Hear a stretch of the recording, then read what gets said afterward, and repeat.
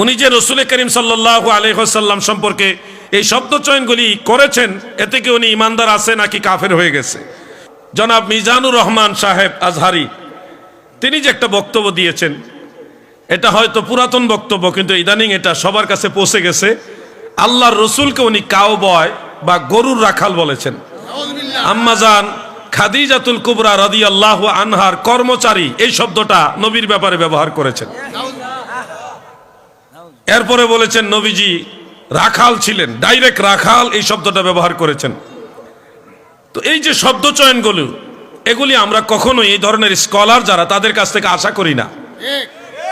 আল্লাহ রসুল সাল্লাল্লাহু আলাইহি ওয়াসাল্লামের ব্যাপারে আরো উত্তম, আরো সুন্দর, আরো গ্রহণযোগ্য, আরো ভালো ভালো শব্দ আছে যেগুলি চয়ন করা যায়। মিজান সাহেব সহ যত আলেম আছে সবার কাছে আমরা চাই সবাই যেন আমার নবীজির ব্যাপারে সুন্দর সুন্দর শব্দ চয়ন করে শানের রিসালত ফুটিয়ে তোলেন। কথা বলেন, চাই কিনা? এটা ওনার প্রতি বিদ্বেষের জন্য না। এখানে অনেক মানুষ আছে ওনাকে ভালোবাসেন, সাপোর্ট করেন, করতেই পারেন, যার যার ব্যক্তিগত স্বাধীনতা। কিন্তু ওনাকে ভালোবাসার অর্থ এই না যে আল্লাহর নবীকে গরুর রাখাল বলবে, কর্মচারী বলবে, নবীজিকে রাখাল বানিয়ে দেবে, এই ধরনের শব্দ চয়ন করবে আর আমরা এটা সমর্থন করব। বিষয়টা এরকম না। উনি যখন আমার নবীকে সম্মান করবে, নবীর কারণে ওনাকে ভালোবাসবো, এই হবে আমাদের অবস্থান। অনেক ভাইরা জিজ্ঞাসা করে যে উনি যে রসুল করিম সাল্লাল্লাহু আলাইহি ওয়াসাল্লাম সম্পর্কে এই শব্দ চয়নগুলি করেছেন, এতে কি উনি ইমানদার আছে নাকি কাফের হয়ে গেছে? অনেক ভাইয়েরা অনেক ধরনের কথা বলেন। আমি মূলনীতি সামনে নিয়ে কথা বলছি, শুনুন। জোর করে কাউকে কাফের বানিয়ে দেওয়ার জন্য আল্লাহ আমাদের পাঠায় নাই।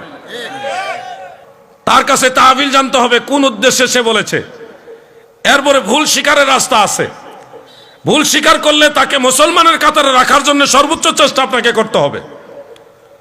যদি উনি রসুল করিম সাল্লাল্লাহু আলাইহি ওয়াসাল্লামকে অসম্মানী করতে গিয়ে অথবা নবীজি সম্মানকে ছোট করার উদ্দেশ্যে এই কাউবয় শব্দটা বা গরু রাখাল, নবীজিকে কর্মচারী বলা বা রাখাল এই শব্দগুলি চয়ন করা যদি নবীজি সম্মানকে হানি করার উদ্দেশ্যে বলে থাকে, তাহলে নিঃসন্দেহে ওনার ঈমান চলে গেছে, ওনার তওবা করা লাজিম। আমার নবীজিকে এই ধরনের শব্দ ব্যবহার করা আল্লাহ নিষেধ করেছে।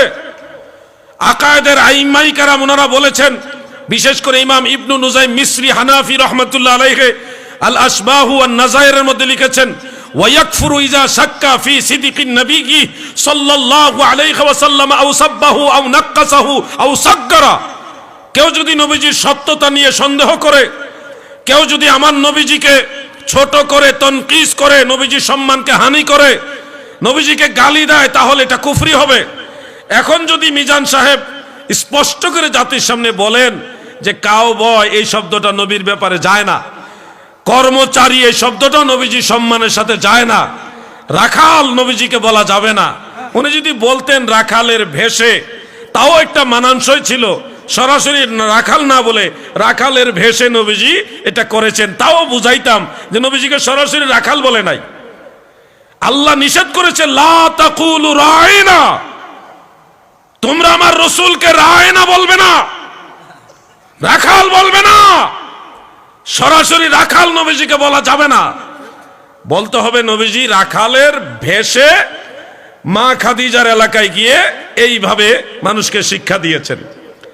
নবীজি এইভাবে মানুষকে শিক্ষা দেওয়ার জন্য রাখালের ভেষ নিয়েছেন, রাখাল হওয়ার জন্য না।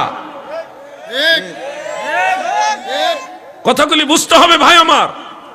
নবীজির সোহবত পেয়ে ওই ভেড়া বকরিগুলিও ধন্য হয়েছে। কথা ঠিক কিনা ভাই আমার?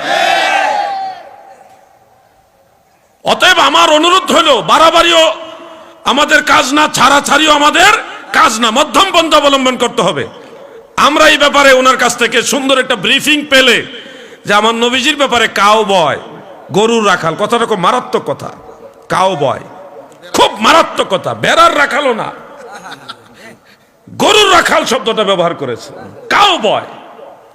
এটা আমাদের অন্তরে কষ্ট লাগছে। মিজান সাহেব, আপনার বিরোধিতার জন্য আমরা এই কথাগুলি বলি না। আমার নবীকে সম্মান দিয়ে কথা বললে আপনাকেও আমরা ভালোবাসবো।